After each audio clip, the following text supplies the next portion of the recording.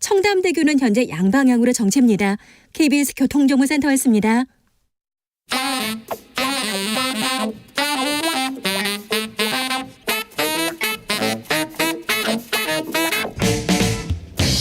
세계는 넓고 이슈는 많다. 우리의 시야를 국제적으로 넓혀 보겠습니다. 국내 뉴스, 국제 이슈 다 덤벼라. 지금은 글로벌 시대. 국제적 토크의 세계로 들어가 보겠습니다. 군사 외교 안보 전문가 김종대 전 의원. 안녕하십니까. 세계적인 평론 스케일 임상훈 인문결 연구소장, 어서 오세요. 안녕하십니까. 네, 김종대 의원님 물어봐야 되겠어요. 예. 자, 우크라이나 외교적, 인도적 지원만 고집하기는 어렵다. 군사적 지원 가능성 열렸습니다. 여기에 미국 기밀 문서에 우리 포탄이 우크라이나로 향하고 있다, 이런 얘기도 나왔는데 이거 어떻게 봐야 됩니까? 예, 유출된 기밀 문건에는 33만 발의 포탄을 폴란드로 우회적 지원하는 방안이 명기돼 있지 않습니까? 예. 문건대로 정확히 실행 중이다. 그래요? 예, 다만 포탄이 가고 있어요? 예, 사실 그 문건과 다른 점이라고 하면은 폴란드로 직접 간 게 아니고 네. 독일의 미군 해군 기지로 갔다. 네. 예, 요게 하나가 다르지만은 시나리오는 똑같아요. 네. 진해항 출발지도 아주 문건대로 똑같아요. 진해 탄약 부두가 있거든요. 네. 예, 거기서 출발을 한 것도 똑같고, 그다음에 수량도 비슷해 보입니다. 네. 이렇게 보면은 여태까지 이 문건이 위조됐다고 하시던 분들은 이제 좀 반성 좀 하셔야 되겠어요. 그러네요. 문건에서 얘기한 대책 회의와 그 이후에 실행 계획이 그대로 가요. 지금 네. 그대로 네. 한자도 안 틀려요. 그러니까 이런 상황까지 보면은 애시당초 얼마나 이 한국의 포탄 이 반출을 위해서 미국과 국제사회가 압력을 행사했는가가 네. 역력하고, 두 번째는 이게 작년 9월부터 요청이 있었던 거거든요. 네. 또 올해 1월에 남토 사무총장도 다녀가고, 이때부터 차근차근 준비하면은 부작용이라도 덜 할 걸. 네. 3월에 갑자기 정책 결정해서 정상회담 일정에 맞추다 보니 지금 탈이 났습니다. 정상회담 앞두고 우리가 또 뭔가를 줬군요. 아니 그러니까 이게 이렇게 문 비상시에나 할 법한 네. 긴급 수송이 이루어졌다는 정황이 역력한데, 이 과정에서 우리 방위사업체와 군이 준비가 안 돼 있었던 거예요. 그러다 보니까 우리 이 포탄을 생산하는 풍산의 연간 155mm 포탄 생산 능력이 맥시멈 잡아야 20만 발인데, 네. 그런데 1년 내내 생산해도 20만 발밖에 안 되는데 네. 33만 발? 이게 컨테이너로 계속 실어 나갔다? 네. 그러면은 답은 하나밖에 없어요. 우리 군이 전시 비축용으로 보관하고 있던 네. 전쟁 물자가 빠져나간 거예요. 아, 그래요? 방위산업체에서 간 게 아니에요. 이걸 어떤 의미로 그러니까 받아들여야 됩니까? 이거는 155mm는 우리 육군의 주력 화기입니다. 전쟁 초기에 가장 많이 사용하는 무기거든요. 북한의 갱도진지에서 북한이 포병전을 할 때 대화력전이라고 해서 맞대응 무기가 바로 155mm 자주포, 그 K9 자주포란 말입니다. 그런데 이 전시 비축 물량이 원래 기준으로는 30일치 보관해야 되는데, 전쟁 때 30일치. 네. 실제 보관 수량은 7, 8일밖에 안 되고, 예. 그래서 모자라다고 원래 아우성인데, 예. 그 전방에 2, 3일간 쓸 수 있는 긴급 초기 대응 분량을 제외하고 후방에 비축돼 있던 전시용 비축 탄약이 상당히, 저는 거의 다 빠져나갔다고 봐요. 거의 무장 해제 수준이에요. 그래요. 네. 우리 군의 무장 해제 수준이라고. 거의 그 수준이에요. 적어도 대화력전에 있어서는 무장 해제 수준이다. 그러면은 이걸 지상군 주력 화기가 총알이 없는 거예요. 다 못 쓰게 되는 겁니다. 그러면은 얼마나 급하게 처리를 했으면 이런 식으로 됐을까? 저는 만약에 이런 결정이 내려진다면은 지금 육군 참모총장은 직을 걸고 반대했어야 됩니다. 이건 우리 군 와야 되는 거예요. 제가 30년 동안 국방을 들여다봤는데 처음 듣는 일이거든요. 전시 비축탄은 네. 대통령도 못 건드리는 성역이에요. 아, 그 부분에 대해서 조금 더 알아봐야 되겠네요. 그렇습니다. 그런데 이게 나갔다? 이게 지금 이게 얼마나 심각한 문제냐면, 안보 위기까지 가는 겁니까? 사실은 싸울 무기가 없으면 평화공정, 평화체제로 가야겠죠. 차라리 평화협정 체결하고. 그러지 않을 바에는 있을 수 없는 일이에요. 그러지 않을 바에는. 네. 윤석열 대통령 로이터 통신과 인터뷰를 했습니다. 그래서 군사적 지원 얘기를 했고요. 대만 해협 얘기도 했습니다. 어떻게 보셨는지요, 소장님?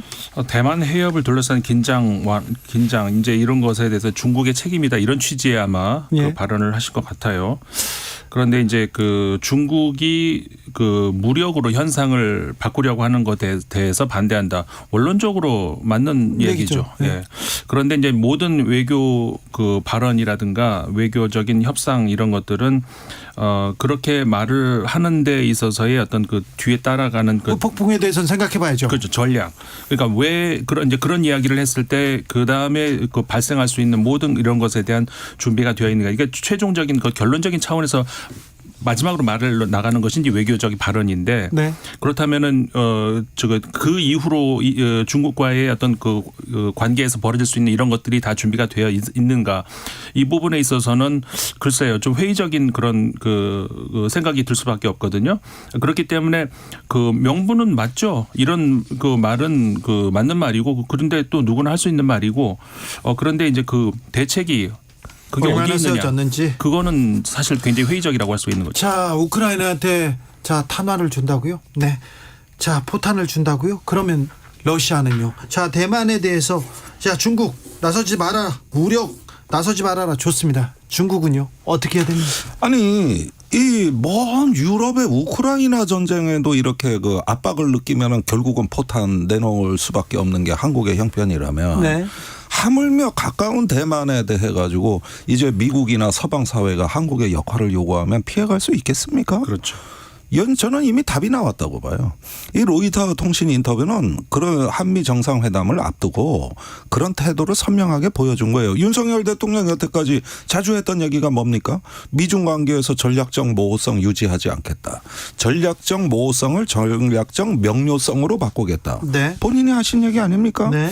그러면 우크라이나 전쟁에 포탄까지 보내는데 대만 해협에 대해서 모른 채 한다? 그건 말도 안 되는 얘기고 이제는 확실하게 이제 중국 러시아의 어떤 견제를 감수하고 불사하고서라도 태도를 분명히 하신 거예요. 예. 그러면은 이제 뭐 대만 얘기가 오늘도 나오겠습니다만은 중국 러시아로부터의 압박이 동시에 커질 수 있어요. 앞으로 한반도 지정학 리스크 다시 계산해야 됩니다. 네. 윤 대통령이 오늘 초고성능, 초강력 무기를 개발할 것이다 이렇게 또 인터뷰했던데 예. 초고성능, 초강력 무기는 뭡니까? 자, 그 뒤에 얘기도 있습니다. 네. 비닉무기라는 언론 보도가 나오는데 비닉은 군사용어로 비밀무기란 뜻이에요. 예. 비밀리에 개발의 존재 자체도 안 밝히는 무기 개발 사업이거든요. 예. 문재인 정부 때 그런 사업이 있었습니다. 대표적으로 SLBM, 한국의 잠수함 발사 미사일이 그때 당시에는 철통 같은 비밀리에 진행이 됐었고 네. 이후에 개발이 완료되고 나서는 공개가 된 거예요. 예. 자, 이와 유사한 방식을 채택할 것으로 예상되는데 최근에 북한이 보여준 게 핵 방사능 어뢰, 예. 그다음에 전략 순항 미사일 네. 이걸 보여주고 이제 4월에는 정찰 위성이 나올 것 같아요. 정찰위성까지요? 예. 예. 이미 북한에선 준비가 끝났다는 거예요. 네. 자, 그렇다면 여기에 맞는 우리의 어떤 전략 자산, 전략 무기 개발은 뭐가 있겠느냐. 저는 이제 한국형 어떤 순항 미사일에 고성능 순항 미사일이 개발될 가능성도 있다고 보고요. 예. 그다음에 잠수함 발사 미사일의 새로운 버전 이것도 가능하고요. 그다음에 이제 문재인 정부 때는 현무 후어라고 해 가지고 그 뭐 4톤 심지어 9톤에 이르는 괴물 미사일 이게 거의 그 낙하 속도를 가렸을 때 이 정도 무게면 전술핵 정도의 위력을 가진 이런 무기도 개발했다 그랬는데 그런 것과 유사한 더 큰 탄도미사일 이런 것들을 쭉 예상해 볼 수 있는 거죠. 그런데 지금 이렇게 군비 강화 계속해서 강대강 무기 경쟁 이렇게 가야 되는 게 맞는지 참. 아니 그러니까 지금 말이죠. 일본의 사례를 우리가 타산지석으로 삼아야 되는데 일본이 대러시아 경제 제재에 앞장선 나라입니다. 어떤 결과가 나타났죠? 지금 그 영토 분쟁의 그 지역인 쿠릴 열도에 지난달에 푸틴이 미사일을 거기다 배치한다고 발표했는데 그 미사일 어디를 겨누는 겁니까? 당연히 일본이죠. 네. 그다음에 러시아의 핵잠수함 또 네. 나타나가지고 홋카이도 상공으로 미사일 발사했어요. 그런데 또 긴장도 고조된 데다가 그래도 일본은 또 러시아에서 뭐 또 석유도 사주고 가스도 사주고 막 그러더라고요. 그게 이제 서둘러서 또 다른 외교를 펼치는 겁니다. 그 긴장이 고조되니까 그렇게 외교가 바뀐 그렇죠. 건가요? 지금 그것 때문에 미국이 굉장히 불쾌해하고 있어요. 예. 예. 그러니까 보십시오. 이게 어떤 전략적인 유연한 전략이 나오는 건데 일단은 일본이 요즘 동해에서 한미일 대잠수함 훈련을 왜 하느냐. 우린 북한 때문이라 그러는데 일본은 러시아 때문에 하는 거예요. 예. 러시아가 실제 와서 위협했어요. 그런데 이제 우리 포탄이 우크라이나를 간다. 그러면은 홋카이도 앞바다에 출몰하던 러시아 핵잠수함이 동해에 오지 말란 법이 있습니까? 2019년에 러시아 군용기가 우리 왔죠. 독도 상공 지나가 가지고 네. 실탄 사서 쫓아냈어요. 예. 그런 사건도 이미 전례가 있는 사건이에요. 이 동해 쪽에 아무래도 군사적 긴장이 고조돼서 핫스팟 열점이 될 수도 있다는 거죠. 참 수십 년 동안에 이 동아시아, 동북아시아의 긴장 억제를 위해서 계속 어떻게 보면은 그 외교적 노력을 했던 그런 노력들이 한순간에 1, 2년 사이에 좀 네. 완전히 그냥 제로가 되는 그런 상황을 우리가 보고 있는 것 같고요. 미국하고 조금 전에 이제 우크라이나를 지원하기 위한 포탄이 독일로 문서에서도 사실 문서가 여러 종류 아니겠습니까? 그런데 이제 기밀 유출된 문서인데 그 문서 중에도 독일로 간다는 문서도 있더라고요. 네. 있습니다. 직접 노로된 항으로 간다는 문서도 나왔었고 그런 정도의 아까 의원님 지적하신 것처럼 그런 정도의 우리나라의 보안을 그리고 국방을 위협할 정도의 완전히 거덜낼 정도의 지원을 했을 때 과연 그럼 우리가 미국으로부터 무엇을 받았을까? 그렇죠. 그거는 지금 나온 게 없어요.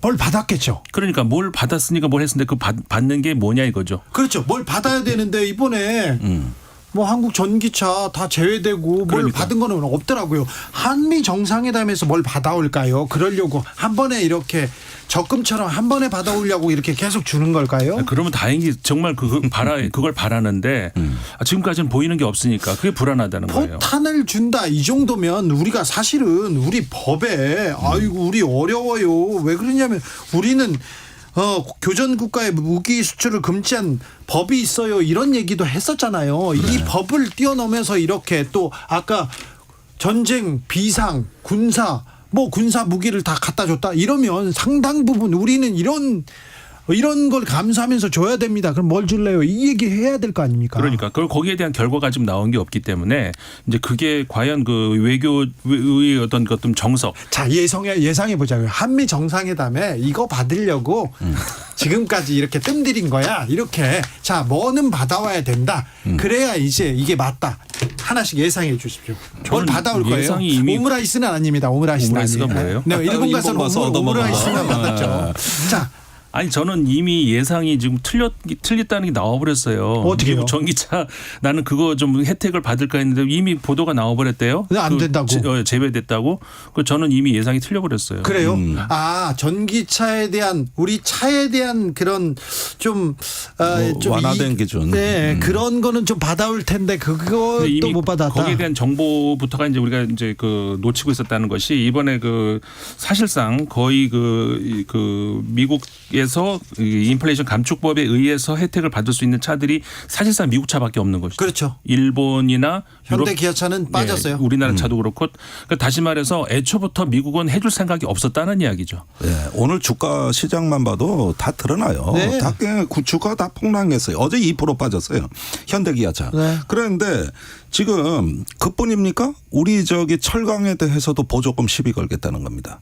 우리 알다시피 산업용 전기가 싸게 들어갑니다. 네. 그 싼 전기로 생산한 철강이기 때문에 덤핑 받는 정부 보조금 받았다. 네. 지금 이거 새로 나왔죠? 예, 그러면서 계속 청구서들이 추가되고 있는데. 자, 청구서를 그렇게 이번에 받아올 거예요. 자, 이걸 받아오면 이 정도 받아오면 된다. 한미 정상회담에서 국익을 위해서 대통령이 이거는 받아오십사. 이거 받아올 거야. 이런 거 예상하는 부분이 있습니다. 아니 물 건너 갔지만은 역시 반도체하고 배터리하고 이 전기차는 미국의 멱살을 잡고 흔들어서라도 받아와야 됩니다. 이건 한국 정부, 한국 경제 20년의 그 앞으로 운명을 좌우하는 사건이기 때문에 네. 예, 이러는 미국의 보호무역 조치의 부당함에 대해 항의하고 개선된 약속 반드시 받아와야 되고요. 도청 의혹에 대해 가지고 한국 정부의 깊은 유감과 사과 받아와야 되고요. 그 다음에 저기 그 미국이 어떤 그 저 한국에 대해서 그 확장 억제를 제공하고 이런 건 우리가 감사해야 될 일이 맞습니다. 그러지만은 모호하게 일본까지 통합해 가지고 한미일 정보 동맹을 맺는다는 이거는 신중해야 됩니다. 이건 선물이 아니에요. 이걸 선물로 지금 얘기하고 있는 거예요. 이 저기 정부는. 아니 그런데 김태호 차장이 그 부분은 거의 다 기정사실화된 것으로 얘기하시지 않습니까? 저는 큰 사고 터졌다고 봅니다. 이게 지금 그렇게 정보 동맹의 비밀 협상은 저기 파이브 아이즈 같은 경우는 1943년에 동맹이 체결되고 40년간 비밀리에 붙였습니다. 네. 그러다가 냉전 이후에나 그 사실이 공개된 건데 네. 지금 정보 동맹을 체결하는 게 협의도 완료되지 않은 것을 미리 깠다? 그것도 정상회담의 성과도 아니고 자기 성과로? 아니 이게 지금 저는 좀 그것도 공항에 서서 기자들한테 그다음에 일본도 미국하고 비밀리에 협상하고 있을 건데 일본도 들어온다. 이것까지 깠다? 지금 일본이 가만히 있는 게 신기해요. 내가 보니까. 이거는 공항에 서서 기자들하고 할 얘기가 아니에요. 그래요? 예. 정상회담 끝나고도 조심스레 포장을 해야 됩니다. 그렇죠. 이렇게 속도를 이명박 정부 때 김태호 차장이 경질됐습니다. 다 이런 얘기하다가 그때 추진하던 과속하다가 네. 일본하고 과속하다가 제가 왜 이렇게 보면 왜 이렇게 속도 위반을 하는 거죠? 이 정보동맹 1급 기밀을 뭐 사이버 정보동맹이라 그러는데 이거는 준비가 엄청나게 필요합니다. 네. 2021년에 미 하원에서 파이브 아이즈 그 정보동맹 5개국의 한국과 일본을 포함시키자는 국방수권법 2022 초안이 제출됐어요. 그런데 막상 하원 표결할 때는 어떻게 됐죠? 안 된다. 한국, 일본 못 들어온다. 이래가지고 그 조항이 빠지고 통과가 됩니다. 네. 너무나 어려운 문제예요. 너무나 어려운 문제입니다. 그 정보를 공유할 수 있는 수신 시스템도 갖춰야 되고 네. 이렇게 공유하는 관계라 그러면 일본 자위대 정보장교가 우리 국방부 합참에 들어와야 됩니다. 그래요? 정보를 공유하기 위한 실제 파이브 아이즈가 그렇게 운영되고 있어요. 안 되죠, 그거는. 그럼 완전히 시스템과 인적인 어떤 그 구성이 다 융합되는 거예요. 이걸 동맹이라고 하는 겁니다. 일본을 어떻게 믿습니까? 그러니까 지금 이거는 지금 준비해도 5년 후 10년 후에나 가능한 얘기입니다. 그런데 이게 왜 이렇게 서두를까요? 왜 그러겠습니까? 자꾸 서둘러서 한미일 동맹을 이제는 완성시키고 싶은 것이죠. 그러니까 과속을 해서라도 가겠다는 것이죠. 그러는 사이에 지정학적 리스크가 증가되고 있습니다. 제가 이 정상회담 전후에 제일 우려되는 사항은 뭐냐면은 일단은 한일 정상회담 하던 날에 첫날에 대통령 출국 전에 북한이 ICBM 미사일을 발사했습니다. 축포를 날렸어요. 예. 이번에 지금 북한의 정찰위성 그 발사가 언제일지 모르지만 한미 정상회담에 맞춰서 조율된 전략적 공세가 이루어질 가능성이 대단히 크고 그다음에 그런 북한을 러시아가 감싸고 돌 겁니다. 이제 저기 작년에 푸틴이 뭐라 그랬습니까? 만약에 한국이 우크라이나에 무기 지원하면 우리도 북한에 군사협력할 수 있다. 그렇죠. 감당할 수 있냐. 이렇게 얘기했습니다. 당장 러시아와 북한의 군사적 그 동맹이 더 강화되는. 네. 무기 지원하거나 그러니까 제가 보니까 한미 동맹 역사상 박정희 대통령 그 베트남 파병 못지않게 값비싼 동맹입니다. 값비싼 정상회담이에요. 우리가 러시아하고 북한을 떼어놓기 위해서 얼마나 고생을 했습니까? 네. 수십 년의 그 외교 노력 이게 사실 러시아가 중국이 북한을 압박하고 설득하는 게 훨씬 효과적이잖아요. 그러니까 이게 바로 그냥 그 1, 2년 사이에 다 도루묵이 됐다는 거 이게 아주 그 통탄할 일이고 그리고 한 가지만 좀 말씀드리면 좀 전에 우리 얘기 나왔습니다만은 그 미국의 그 전기차에 대한 혜택 그 여기서 이제 그 한국 중국을 포함한 이런 나라들 제외된 거 사실 지금 자동차 산업이 패러다임의 전환기에 있지 그렇죠. 않습니까? 동력 과거에 이제 그 엔진에서 이제 완전히 그 전기로 전환되는 그 시점에서 미국이 완전히 이제 자동차 산업을 앞으로 수십 년을 지배하겠다는 그런 것인데 아까 의원님 말씀하신 것처럼 한미 회담에서 사실상 이게 이제 이미 발표가 됐고 물 건너갔지만은 이 어떤 그 다른 그 추가 후속 조치라도 이 관련해서 뭔가를 받아와야 된다. 그 우리가 그 정부도 그렇고 뭐 국민들이 이 자동차 산업의 패러다임 전환 이거를 가볍게 보지 말았으면 좋겠습니다. 알겠습니다. 지금 반도체가 어렵습니다. 전자 어렵습니다. 지금 자동차가 지금 우리 산업을 끌고 가는데 여기에서 물러서지 말아야 합니다. 국익을 위해서 대통령이 좀 미국의 큰 소리를 칠 때는 쳐야 합니다. 이것도 좀 물어볼게요. 소장님.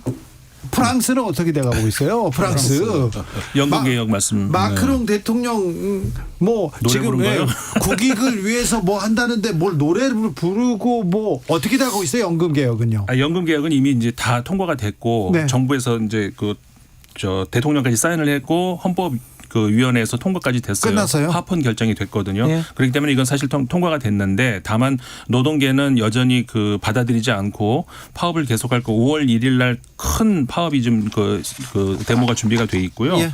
그런 것들은 한동안 계속될 것 같고 마크롱 대통령이 노래 부른 거 그거는 하나의 것도 뭐라 그럴까 좀 그냥 그 하나의 잠깐 벌어진 어떤 그런 일이었던 것 같아요. 해프닝입니까? 해프닝 같은 것이 그러니까 우리나라하고는 분위기가 좀 다른 것이 그 유럽 같은 경우에는 대통령이나 총리 이런 사람들이 뭐 장도 볼 수 있고 하거든요. 네네. 그런 상황에서 옛날 노래를 젊은이들이 아니까 네. 이게 뭐 너희들 어떻게 아냐 이렇게 된 것이고. 임상훈 소장님 감사합니다. 시간이 다 됐습니다. 네. 김종대 의원님 감사합니다. 네. 고맙습니다. 저는 내일 오후 5시 5분에 돌아옵니다. 지금까지